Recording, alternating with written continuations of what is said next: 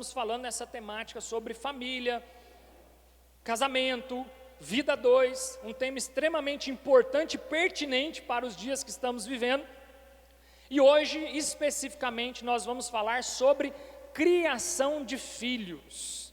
Um tema também extremamente importante. Às vezes você que está aqui, você ainda não tem filho, mas você é um filho de alguém, né, gente? Ninguém nasceu aqui do além, né?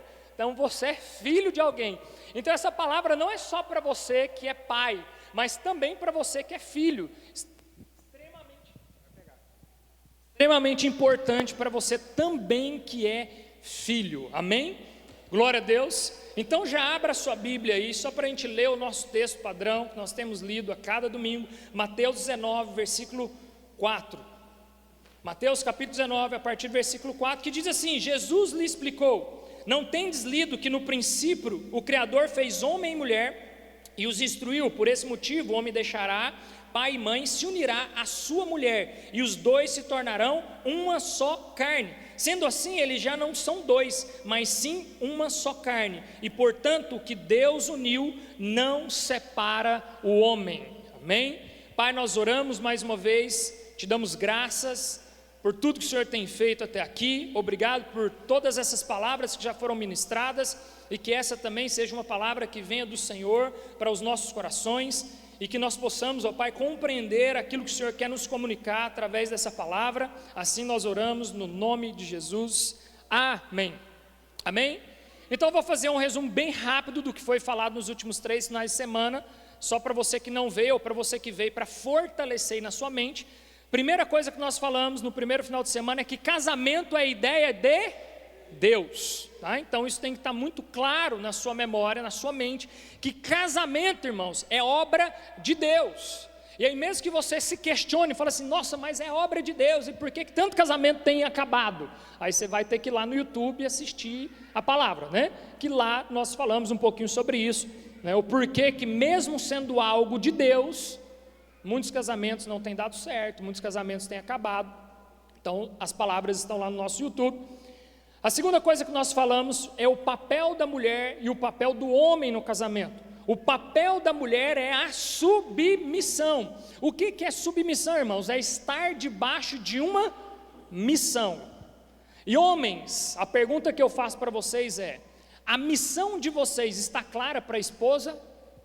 Como ela vai se colocar debaixo de uma missão se ela nem sabe qual é a missão do marido?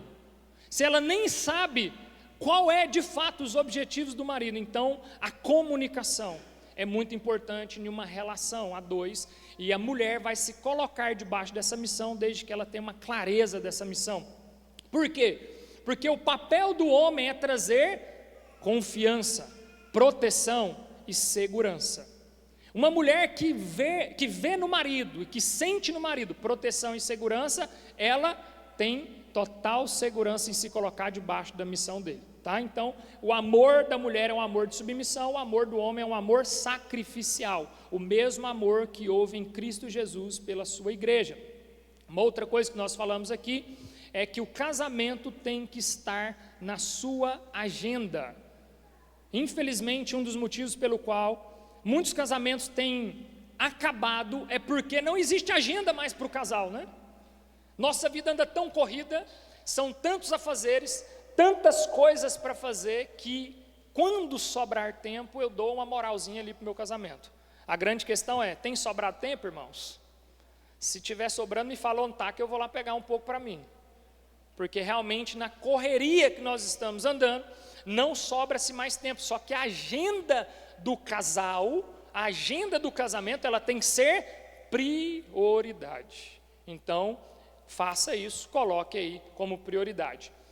E uma quarta coisa que nós falamos no domingo passado foi como resolver conflitos e problemas no casamento e na família. Amém, irmãos? Então esses foi os 4 tópicos que nós trabalhamos nesses últimos 3 finais de semana. Se caso você não conseguiu acompanhar, eu te aconselho fortemente que você assista depois. Essas palavras já estão lá no YouTube. Vai ser extremamente saudável para você que já é casado e para você que pretende casar um dia. Amém, irmãos? Glória a Deus. Você que ainda não casou, você pretende casar, então é bom que você já seja instruído muito antes que você entre então nessa aventura que é o casamento. E para você que já entrou nessa aventura, é muito bom que você seja orientado, tá bom? E antes da gente avançar aqui, eu queria pedir para alguém que puder ir dos voluntários ir lá chamar para mim, o Flávio e a Ariellen, tá? Tá aqui a Ariellen e o Flávio, tá? Eu quero que ele fique aqui hoje.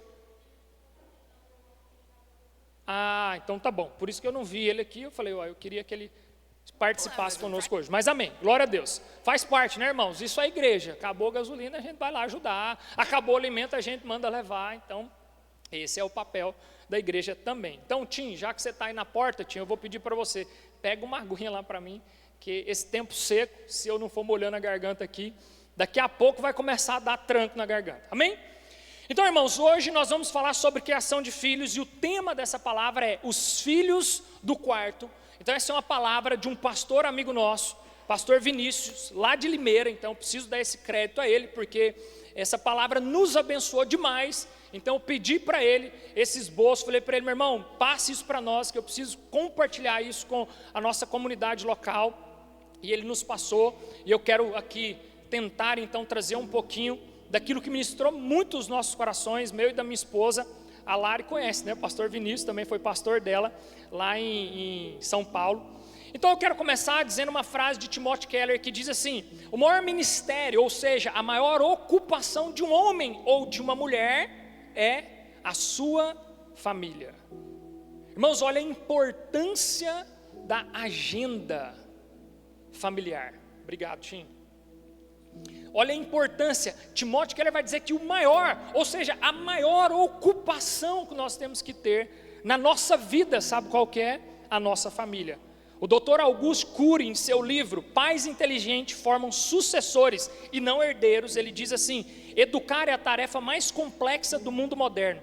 Falhar na educação dos filhos transformam reis em frágeis súditos, generais em aspirantes, empresários em fracassados endinheirados, intelectuais em frustrados letrados. Filhos produzem a maior alegria ou a maior decepção para os seus pais. Então, irmãos, a pergunta que eu faço é: a situação é tão grave assim? Para alguns especialistas, para uma pedagoga, ela diz que sim. Por quê? Porque nós não temos mais tempo de qualidade para os nossos filhos. Para um psiquiatra muito renomado, ele diz que tentar acabar com essa era moderna do mundo virtual, da internet, é praticamente uma missão impossível, pais. Vocês não vão conseguir acabar com isso, mas nós precisamos desenvolver estratégias individuais para que nós melhoremos a relação interpessoal dentro da nossa casa, o tempo de uso desses aparelhos, hora para utilizar, fiscalização do conteúdo que está usando, atividades interessantes que vão chamar a atenção dessas crianças. Tem um casal de amigo nosso de Floripa, e eles têm 3 filhas meninas, e o intervalo é de 5 em 5 anos, então uma tem 15, outra tem 10, outra tem 5. Então são pensamentos completamente diferentes, né? Momentos completamente diferentes de vida. A de 15 já está naquela onda de namoro, né? Querer namorar, já é mocinha, quer ver os rapazes. A do meio está naquela fase tipo assim, revoltos, né? Eu não sou nem a mais velha e não sou nem a mais nova, o que eu sou? Eu estou perdida aqui nesse meio. E a mais novinha ainda é uma criança. E aí o que ele faz então? Ele tem um aplicativo que espelha a tela do celular da mais velha. Então ele consegue ver tudo o que ela está fazendo sem ela saber.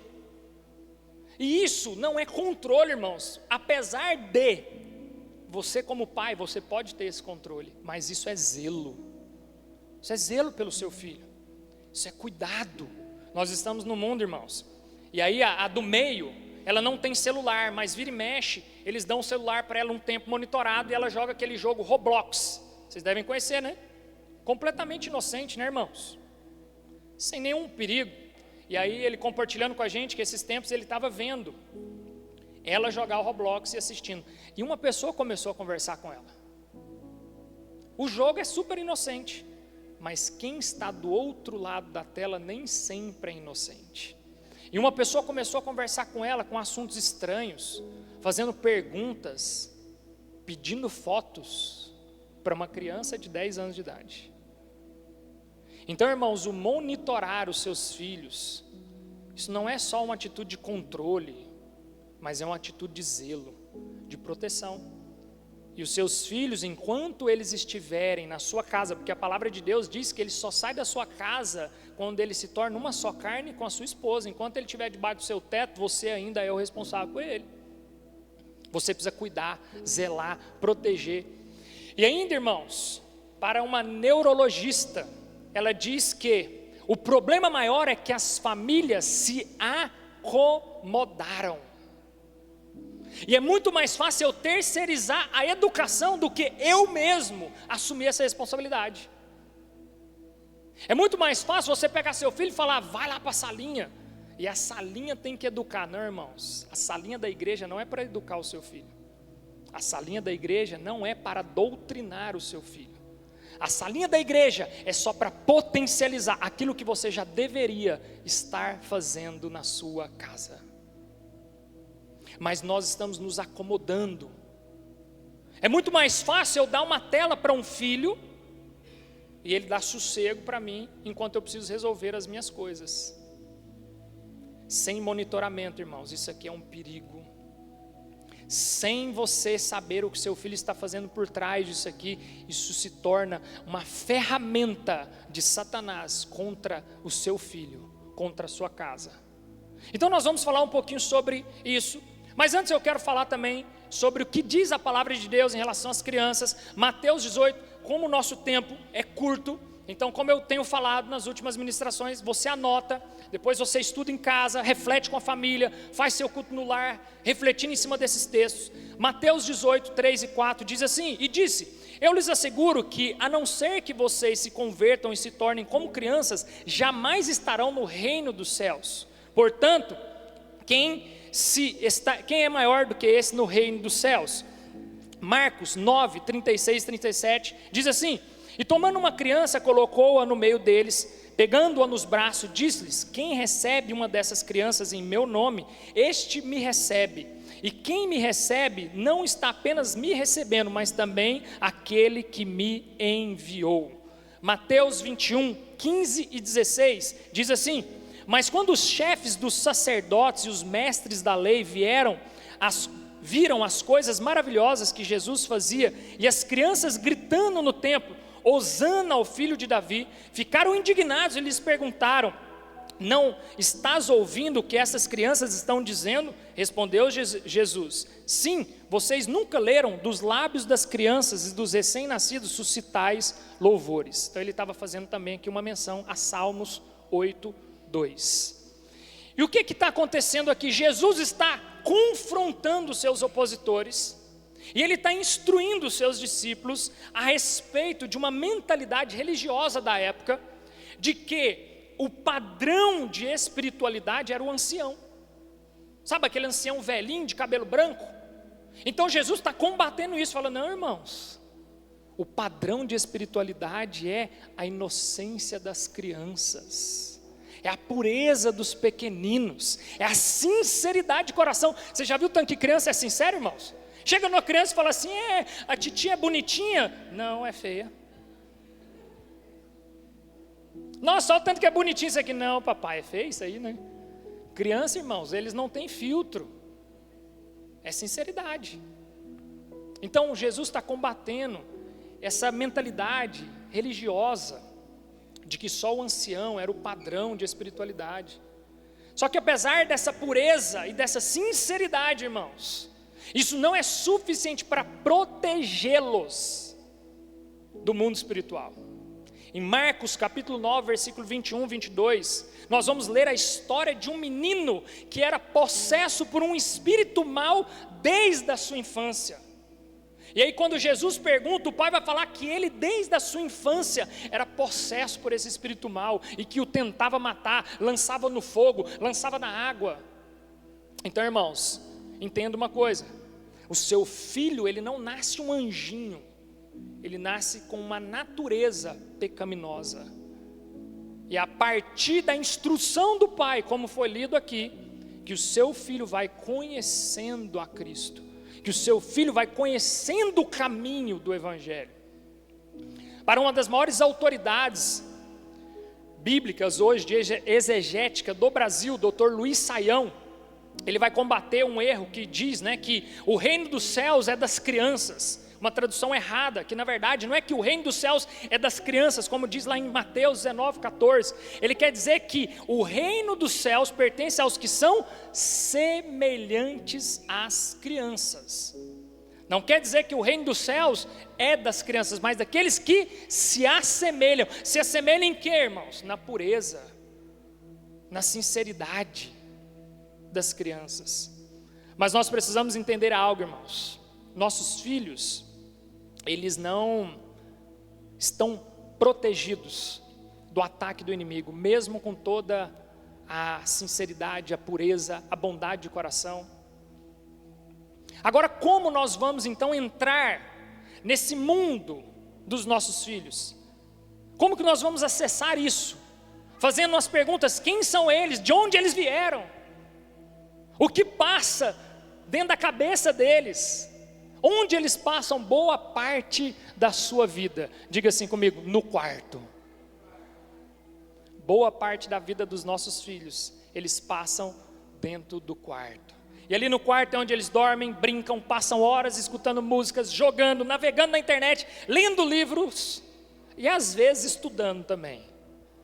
Esse se torna o reino dos filhos. E a nossa primeira tarefa então é entrar em seus corações. Qual coração? O quarto. O quarto se tornou ali então o símbolo do coração dos nossos filhos. E aí, irmãos, eu quero ler um texto aqui de uma psicopedagoga, Cassiana Tardivino, que ela escreveu um texto após um jovem de 13 anos no litoral paulista ter se suicidado brincando, praticando aquele jogo da asfixia, que estava na moda aí no Brasil inteiro. E ele ligou então a internet e ao vivo ele morreu, brincando dessa brincadeira, trancado dentro do quarto. E ela escreveu um artigo que chama Os Filhos do Quarto. E eu quero ler com vocês. E não só ler, eu quero que vocês façam uma reflexão do quanto esse artigo dela grita aos nossos ouvidos nos dias de hoje. Diz assim: não sejamos exagerados para dizer que só agora, com os adventos da internet, temos perdido os nossos filhos. Eles faleciam também antes disso, mas antes perdíamos nossos filhos nos rios, nas matas, nos mares. Hoje temos perdido eles dentro do quarto. Quando brincavam nos quintais, ouvíamos sua voz, escutávamos suas fantasias e ouvíamos mesmo à distância. Sabíamos o que passava em suas mentes. Quando entravam em casa, não existia uma TV em cada quarto, nem dispositivos eletrônicos em suas mãos. Quero deixar bem claro que não sou contra, nem capetizo tudo isso. Mas, queridos, precisamos ser sinceros, temos perdido o equilíbrio. Hoje, não escutamos suas vozes, não ouvimos seus pensamentos e fantasias. As crianças estão ali, dentro de seus quartos, e por isso pensamos estar em segurança. Quanta imaturidade nossa! Agora ficam com seus fones de ouvidos, tocando em seus mundos, construindo seus sabores, sem que saibamos o que é. Alguns, como o garoto de São Vicente, aquele que perdeu a vida, perdem literalmente a sua vida, mas tantos outros aí, ainda vivos em corpos, mas mortos em seus relacionamentos com seus pais. Fechados no mundo global de tanta informação e estímulos, de ídolos de YouTube, de modismos passageiros, que em nada contribuem para a formação de crianças seguras e fortes para tomarem decisões moralmente corretas e de acordo com seus valores familiares. Dentro de seus quartos, perdemos os filhos, pois não sabem nem mais quem são ou o que pensam suas famílias. Já estão mortos de suas identidades familiares. Se tornam uma mistura de tudo aquilo pelo qual eles têm sido influenciados, e os pais nem sempre já sabem o que seus filhos são ou estão se tornando. Uma triste verdade para os nossos dias de hoje. Mas o porquê nós deveríamos entrar então no coração dos nossos filhos? A Bíblia em Mateus capítulo 6, 21 vai dizer, Jesus disse, pois aonde estiver o seu tesouro, ali também estará o seu coração. O tesouro dos nossos filhos se tornou esse quarto fechado, aonde ali está todo o seu tempo, toda a sua energia, toda a sua paixão, toda a sua alegria, toda a sua tristeza, toda a sua coragem, o bem mais precioso do seu filho, o tesouro dele, se tornou esse quarto fechado. E milhões de pais não têm demonstrado nenhum interesse em entrar dentro desse tesouro, entrar dentro do coração dos seus filhos. E infelizmente, irmãos, nós continuamos trazendo isso de geração em geração, um esforço que não tem sido feito por nossa parte, de entrar no coração dos nossos filhos. Mas nós podemos mudar isso. Nós podemos, de fato, irmãos, mudar essa história. Sabe por quê? Como que Jesus entrou na nossa história? Jesus, primeiro, ele escolhe uma jovem simples, temente a Deus, serva. Depois, por amor e determinação dessa família, ele nasce de forma simples, numa manjedoura, e quando chegou a sua hora, ele se entregou no madeiro, irmãos, sem questionar. Então nós precisamos aprender com essa sutileza de Jesus, com essa simplicidade, sem medir esforços na hora que ele foi chamado para a sua missão. Nós precisamos ousar fazer assim como Jesus entrou na nossa história, entrar na história dos nossos filhos. E não, irmãos, cheio de altivez, um arsenal de acusações, de ameaças. A palavra proibido para um filho, irmãos, é a mesma coisa de falar assim, vai lá e faz.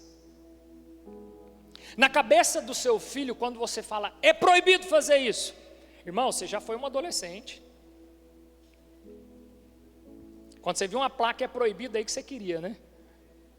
Então na cabeça do seu filho, é tão engraçado, irmãos, que uma criança, igual nós temos em casa, de 11 meses, ela nos provoca, sabia disso? Ela nos provoca para ver a nossa reação. E aí a nossa reação, na maioria das vezes, por não ter controle, não ter a sutileza que Cristo teve, sabe o que a gente faz? Bronca, castigo, um arsenal de acusações, sermãos. Mas não foi assim que Cristo fez para entrar na nossa história, apesar de que ele poderia ter feito. Mas não foi isso que ele fez. Cristo entrou nas nossas histórias, irmãos, assim como nós devemos entrar no coração dos nossos filhos, sem arrombamento, com amor e direção, sem abusos nem violências, mas com autoridade e determinação, falando firme, mas falando ao coração. Foi assim que Cristo fez. Então ouse, irmãos, a entrar no coração dos seus filhos. A segunda coisa que nós precisamos fazer, irmãos, é discipular os nossos filhos.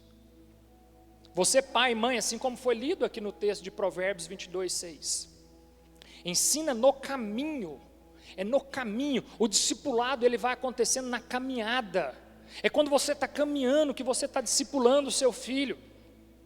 Uma revista trouxe uma matéria do Carlitos, famoso Calito, e a sua esposa Dagmar, que diz assim: filhos aprendem observando a conduta dos pais, silenciosamente, observando pelos poros. Muitos pais querem se mostrar perfeito aos olhos do filho, mas se esquecem de que os filhos não querem pais perfeitos, eles querem pais presentes. Procuram justificar a rebeldia excessiva dos adolescentes em maldições, causas por más condutas dos ancestrais, em vez de reconhecer que durante toda a infância tiveram pouco tempo para brincar, rolar no chão, fazer navios piratas, cidades inteiras com caixas de papelão, fazer tarefas domésticas juntos, lavar louça, tantos outros exemplos de um caráter cristão de amor e serviço, que é o papel dos pais em relação aos filhos. Então, irmãos, a terceirização, nós precisamos de fato fazer essas coisas na prática. Os pais ensinam pelo exemplo. Existe uma frase que eu gosto muito que diz assim: palavras convencem, mas o exemplo arrasta. Você pode até convencer o seu filho, irmãos, a não fazer algumas coisas, mas é o exemplo. Como que você pode até dar uma ordem para o seu filho: meu filho, não fica no tablet não fica no celular esse tempo todo não. Mas quando ele olha para o papai e para a mamãe, ele está 24 horas. A Rebeca, irmãos, ela tem 11 meses de idade. Ela pega o telefone e ela põe no ouvido. A gente até acha bonitinho isso, né? Mas por que ela faz isso? Ninguém nunca ensinou ela. A primeira vez ela tinha, sei lá, uns 8 meses de idade. Ela catou um celular em cima do sofá e pôs no ouvido e ficou lá rindo para a gente. Sabe por quê? Porque ela é o espelho, ela é o reflexo daquilo que nós estamos espelhando para ela. Então ela nos vê falando, né? Alô, comunicando com as pessoas. Então o exemplo, ele arrasta. Um teólogo alemão, Albert Schweitzer, diz o seguinte: exemplo não é apenas uma forma de ensinar, mas a única maneira eficaz de fazê-lo. Os pais precisam amar a Deus de todo o coração, de toda a sua alma, de toda a sua força. Só assim você vai conseguir impregnar isso na consciência do seu filho. Ele precisa te ver sendo um apaixonado por Jesus. Só assim ele vai ser. Hernandes Dias Lopes, ele vai dizer o seguinte: os pais são o espelho dos seus filhos. O espelho não grita, não demonstra, não fala, revela. O espelho, para ser útil, precisa ser limpo e iluminado. De igual forma, a vida dos pais precisa ser pura e iluminada pela verdade. Um espelho embaçado ou envolto em trevas não pode refletir corretamente a imagem. Então entenda uma coisa, pais: vocês são o espelho para o filho de vocês. É a partir daquilo que eles estão vendo em vocês. Existe um vídeo no YouTube, eu já falei sobre ele aqui, mas eu desafio vocês a assistirem ele: os 1000 dias de uma criança. Os primeiros 1000 dias de uma criança. Almeje aprender um pouquinho mais sobre a importância desses primeiros 1000 dias de uma criança. O adulto que nós nos tornamos hoje, irmãos, diz muito respeito à criança que nós fomos. Só que quando nós éramos criança, nós não tínhamos a opção de escolha, mas nós éramos o reflexo daquilo que nós fomos criados, da maneira que nós fomos criados. Então, irmão, se você tem muito trauma aí na mente, se você tem muita cicatriz aí, se você tem muita coisa na mente que você não sabe o que é, não queira duplicar isso para o seu filho, irmãos. Se trate, se cure, para que você não leve isso adiante, não acomode. Lembra que eu falei que um dos perigos da nossa geração é o comodismo. Eu nasci, é Gabriela, né? Síndrome de Gabriela. Eu nasci assim, eu vou viver assim, e eu vou morrer assim. Gabriela. É assim, pronto, acabou. Não, irmãos. Jesus pode mudar a sua história, assim como Ele pode mudar a história da sua família. Se você foi um filho abusado, não quer dizer que o seu filho precisa ser abusado também. Se você foi uma criança que foi abusada, seja fisicamente ou psicologicamente, não quer dizer que os seus filhos precisam ser. Se você foi uma criança que apanhou muito na infância, não quer dizer que você precisa também descontar tudo isso nos seus filhos. Mas quem vai dar essa direção é Cristo. Deuteronômio 6, versículo 6 ao 7 diz assim: que todas essas palavras que hoje lhe ordeno estejam em seu coração. Ensina-as com persistência a seus filhos. Converse sobre eles quando estiverem sentados em casa, quando estiverem andando pelo caminho, quando se deitar e quando se levantar. Ou seja, é o tempo todo, irmãos. O tempo inteiro você precisa dar o exemplo ao seu filho. Seu filho não vai amar a Bíblia se ele nunca te vê lendo a Bíblia. Seu filho não vai amar orar, irmão, se ele nunca viu papai e mamãe orando dentro de uma casa. Seu filho não vai amar Jesus se ele não olhar para você e ver Jesus em você. A primeira referência do seu filho de Jesus é você, pais. O primeiro contato que seu filho vai ter com Jesus é nas suas atitudes, refletindo Jesus na sua casa. Ele é o seu espelho, a partir daquilo que ele está vendo. Salmos capítulo 78 diz assim: o que ouvimos e aprendemos, o que nossos pais nos contaram, não os esconderam dos nossos filhos, contaremos à próxima geração e louvareis feitos do Senhor, o seu poder e as maravilhas que fez. Ele decretou estatutos para Jacó, e em Israel estabeleceu a lei, e ordenou aos nossos antepassados que a ensinassem aos seus filhos, de modo que a geração seguinte a conhecesse, e também os filhos que ainda nasceriam, e eles, por sua vez, contassem aos seus próprios filhos, então eles porão a confiança em Deus. É de geração em geração, irmãos. Você pode ser o responsável em mudar a sua geração, irmãos. Na minha casa, ninguém era convertido, mas eu me converti quando eu tinha meus 13 anos de idade, e a partir da minha conversão, irmãos, hoje eu falo, eu e a minha casa servimos ao Senhor Jesus. Então, irmãos, você não precisa olhar para o passado, você olha para aquilo que Deus quer fazer da agora em diante. Às vezes você olha dentro da sua casa e fala assim, mas não tem jeito, ninguém aqui quer saber de Jesus, irmãos. É por isso que você está lá, para você ser esse agente que vai passar de geração em geração, que vai contar para os filhos dos filhos sobre Cristo, sobre as boas novas, sobre o Evangelho. O exemplo, irmãos, não é um mero recurso pedagógico na criação dos seus filhos, é o único instrumento capaz de inspirá-los a viverem de modo digno. É pelo exemplo que os nossos filhos, irmãos, eles vão ser moldados. E o quarto motivo para que o seu filho saia do quarto, irmãos, tem uma citação que diz assim: o segredo não é correr atrás das borboletas, é cuidar do jardim para que elas venham até você. No final das contas, você vai achar não quem você estava procurando, mas quem estava procurando você. Mário Quintana. Irmãos, olha o tanto que isso aqui é forte. No final você vai achar não quem você estava procurando, mas quem estava procurando você. Às vezes o seu filho está te procurando e você acha que é você que tem que encontrá-lo, mas é ele que ainda não te encontrou.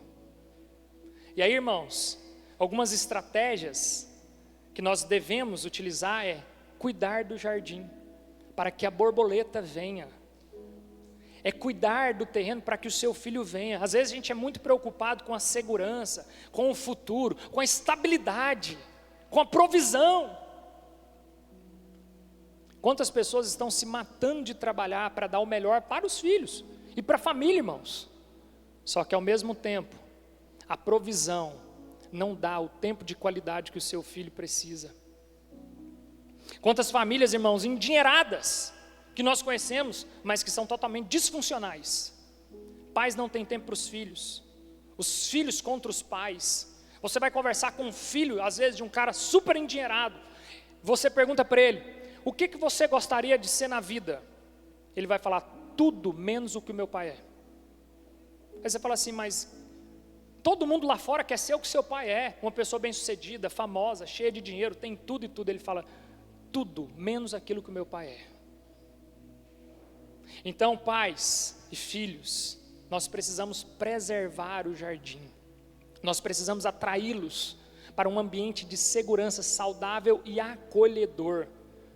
Mas o desafio para nós é apresentar para os nossos filhos esse lugar, é trazer essa confiança para os nossos filhos. E aí eu quero já lançar alguns desafios para vocês aqui. Pais, independente da idade do seu filho, apresente o nascer e o pôr do sol para os seus filhos. Acorde com ele, durma com ele. Quantos pais chegam em casa, os filhos já estão dormindo, e muitas vezes o pai sai antes do filho acordar, então ele nunca viu um nascer do sol e nem um pôr do sol com seu pai. Organize sua agenda, irmãos, reajuste a sua agenda. Os filhos são a herança do Senhor. E aí muitas vezes a gente fala assim, mas eu preciso trabalhar para dar a provisão. Uma vez um casal de pastores nos desafiou. A gente estava grávido da Rebeca e eles já estavam grávidos do segundo, já pensando no terceiro. E a gente falou assim, meu Deus do céu, um filho custa tanto, é tão caro ter um filho nos dias de hoje. Sabe o que eles falaram assim? quanto mais filho eu tenho, mais provisão eu recebo. Qual é a palavra que você tem se agarrado?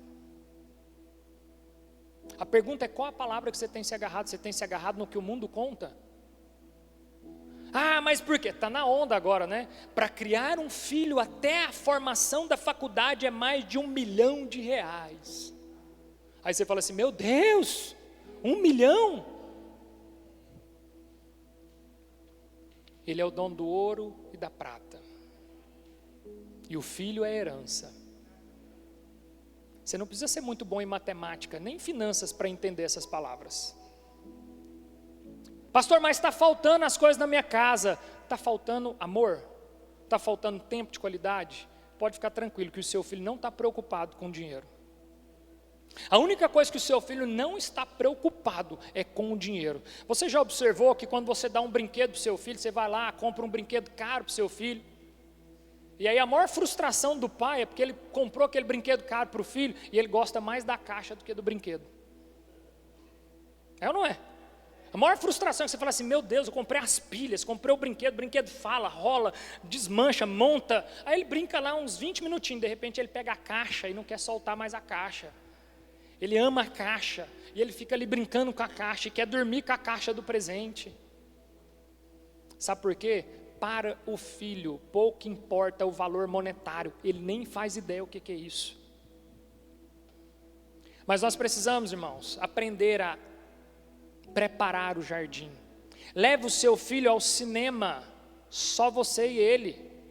Homens, quem é pai de menina aqui? Pai de menina? O André está no desafio, irmãos, ali, né? 2. Pais de menina. Esse mesmo casal de Floripa que eu falei, que é pastores amigos nossos, sabe o que ele faz? Ele faz o dia da filha. Ele tem 3. E ele é o cara mais corrido que você pode imaginar na vida. A agenda do cara, loucura, irmãos. Executivo gigante, multinacional. Sabe o que ele faz? O dia da filha, ele para toda a agenda dele. Ele toma café, ele almoça e ele leva para jantar. Só que ele leva para jantar num restaurante que ela quiser jantar. Aí ele falou que ele dá um buquê de flores. Ele pega ela, dá um buquê de flores, leva para jantar no melhor restaurante. Aí a de 5 anos falou assim: eu quero ir no McDonald's. Ele leva. Só que a de 15 não. Eu quero ir lá no caro, né? E foi no mais caro que tem. É isso, irmãos. Prepare o jardim, sabe por quê? A sua filha, quando ela for casar, a maior referência de homem que ela tem que ter na vida é o pai. Se você, como homem, não é uma referência para ela, ela vai se entregar a qualquer um. Agora imagina o quanto você eleva a barra. Coitado do namorado, né? Eu tenho até dó do namorado da Rebeca, porque ele vai ter que ralar muito, irmãos. Sabe por quê? Eu preciso preparar o jardim. É levar ela para jantar no melhor restaurante, é tratar bem, é abrir a porta, é dar um buquê de flores para ela. É cuidar como ela merece ser cuidada. Se o seu filho é homem, vai no cinema com ele, deixa ele escolher o filme que ele quer ver, dentro dos limites ali para uma criança, mas vai ver com ele. Coloque a sua agenda disponível para o seu filho, irmãos. Se o seu filho ama um esporte, faça com ele, mesmo que você não saiba. Esses dias eu sentei com um homem para aconselhar um pai desesperado, passando por várias situações, não é aqui da igreja, um amigo. E ele falou assim, mano, eu nunca joguei basquete na minha vida, mas meu filho é apaixonado em basquete. Ele só assiste basquete, é basquete daqui, tudo que ele pede tem que ter negócio de basquete, e agora eu estou amando basquete também, ó, porque eu tive que entrar nessa onda. E aí eu fico vendo ele no Instagram, tudo dele é de basquete, o boné é de basquete, a camiseta é de basquete, o tênis é de basquete. Sabe por quê, irmãos? Não é porque ele ama basquete, mas é porque o filho dele ama. Então coloque à disposição da agenda do seu filho. Irmãos, tenha tempo para os seus filhos. E para a gente chegar a uma conclusão. Tenho visto tantas famílias doentes com filhos mortos dentro do quarto. Então eu faço um convite para você. E por favor, aceite esse convite. Convido você a tirar o seu filho do quarto, do tablet, do computador, do celular, do fone de ouvido. Convido você a comprar jogos de mesa, tabuleiros, onde você vai conseguir ter os seus filhos junto com você, ao seu lado, no mínimo 2 vezes por semana, além do sábado e domingo. Jogue, divirta-se com ele, escute a voz dele, as falas, os pensamentos, e tenha a grande oportunidade de tê-los vivos ao seu lado, dando trabalho. E eles aprenderão a viver em família e se sentirão pertencentes de um lar, para que não precisem se aventurar nessas brincadeiras malucas para se sentirem alguém ou terem um pouco de adrenalina que antes tinham com as brincadeiras no quintal. Então, irmãos, traga seu filho para perto, para que ele não tenha que tentar te chamar a atenção. O caso desse adolescente, que eu li aqui de 13 anos, que fazendo essa brincadeira da asfixia, acabou perdendo a sua própria vida. Eu tenho certeza, irmãos, ele não suicidou, não foi um suicídio, apesar dele ter vindo ao óbito, mas foi uma tentativa, na maioria das vezes, de chamar a atenção. Foi uma tentativa de dar um grito para os pais percebê-lo, que ele estava ali, precisando de alguém. Era uma borboleta procurando um jardim, mas ela não encontrou. Então, irmãos, que esses laços embelezem um presente que Deus nos deu, chamado família. Que nós possamos então, irmãos, ter a compreensão do quão precioso é viver em família. E aí eu pergunto para você, qual foi a última vez que você teve um tempo de qualidade, irmãos, com os seus pais? Talvez a dificuldade que você tem de ter tempo de qualidade com os seus filhos é um reflexo por não ter tempo de qualidade com os seus pais. Por você ter barreiras com os seus pais. E aí você inconscientemente está replicando isso para os seus filhos. Às vezes existem problemas que você precisa resolver com os pais, para que depois você aplique com os seus filhos. Então o meu convite para você que talvez hoje aqui nem pai é, ou para você que já é, comece a investir tempo na família. Resolva as situações que você tem com seus pais, se você tem alguma coisa para resolver. Se existe alguma coisa que aconteceu lá no passado, irmãos, resolve com ele. Senta para conversar com seus pais. Gaste tempo com eles, sabe por quê? Isso aí pode evitar com que você replique nos seus filhos, que não tem culpa de nada, que são inocentes e que não têm escolha, mas que Deus deu eles de presente para você cuidar.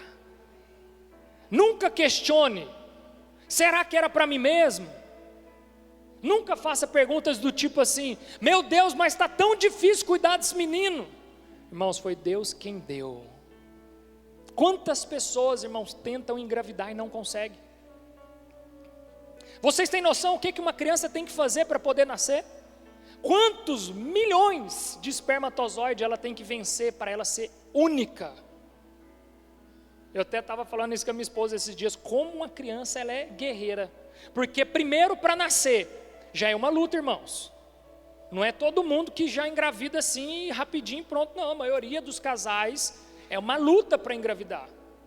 E aí depois essa criança então vence ali uma batalha com milhares de espermatozoides e ela é a única que consegue sobreviver. E aí tem um processo da gestação que é extremamente delicado. O processo da gestação, irmãos, é um risco para a vida daquele feto ainda, daquela criança indefesa. E aí ela vem e nasce, irmãos, e depois que nasce ainda assim, ela está exposta a todo esse mundo, contaminado, cheio de bactérias, cheio de vírus, e aí ela vence ainda essa etapa. E aí, irmãos, ela tem que vencer a barreira dos 3 meses, os 3 primeiros meses são os meses mais perigosos. Por isso que a criança toma essa quantidade de vacinas, porque os 3 primeiros meses ela ainda está correndo sério risco de vida, mesmo estando viva.